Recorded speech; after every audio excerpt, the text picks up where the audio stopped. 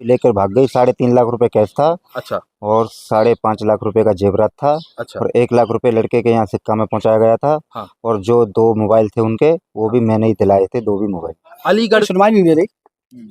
हम काफी पूरे दिन थाने में पड़े रहे, उनको मिलने के तक मना कर दिया। बड़े मुश्किल से मिले हम। मिलने के बाद वो मना कर रही है कि मैं इसी का रहना चाह रही हूँ। अब जब जो इनकी बुआ है, पूरा मेरा सामान उसी के पास है, उसको गिरफ्तार किया जाए।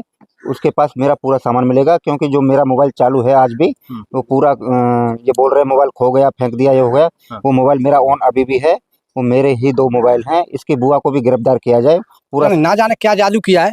उससे पहले 5 दिन सासू को बुला करके मैं बीमार हूँ, इस बहाने से घर पे बुला करके इन्होंने बैका फंसा करके बुला ली।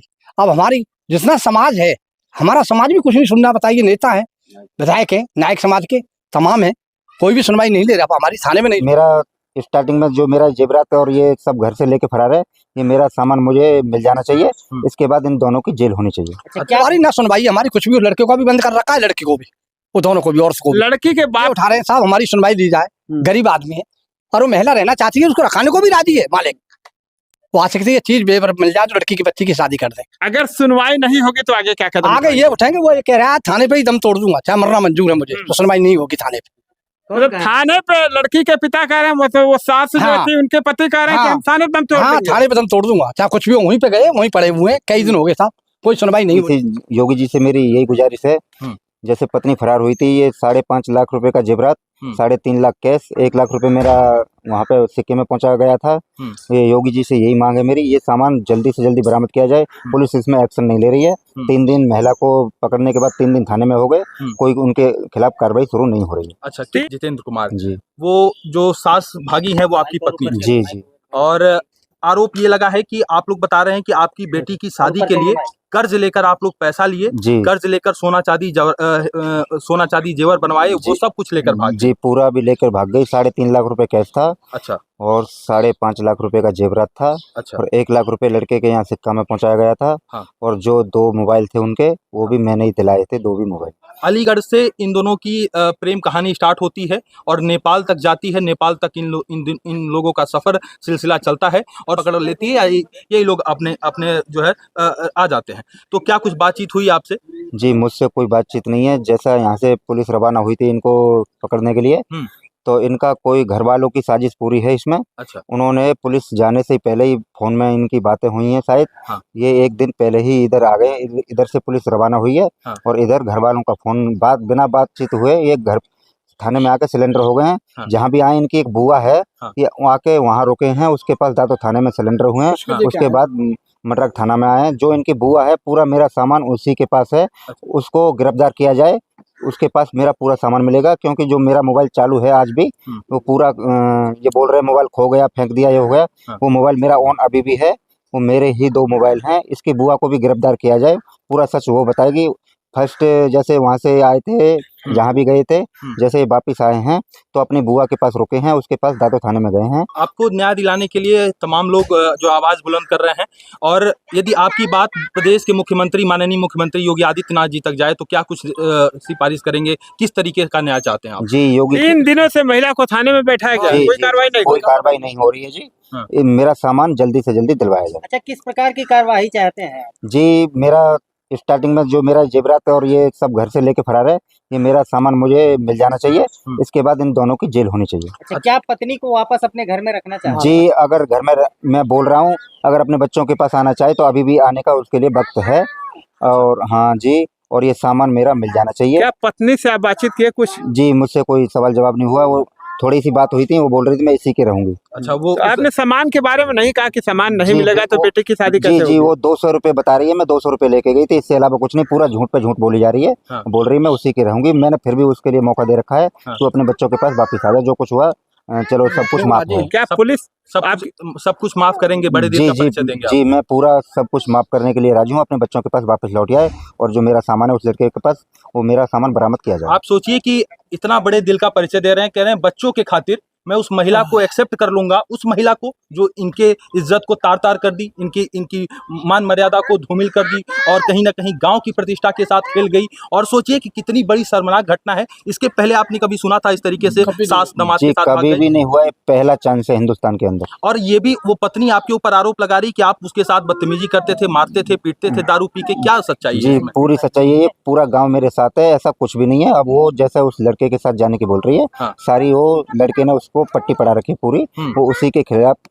मेरे खिलाफ अब कुछ भी नहीं बोलेगी, उस लड़के की सपोर्ट में रह रही है। अच्छा, आप ही के घर में सास और दामाद इतनी बड़ी चाल चलते हैं, जी आपको पता नहीं चलता? जी मैं बाहर रहता था जी, मुझे मालूम नहीं था, बाहर रहता था। मैं आया हूँ जैसे, मुझे 2-4 दिन शक हुआ था, फिर मैं बोला चलो माँ बेटे का रिश्ता है।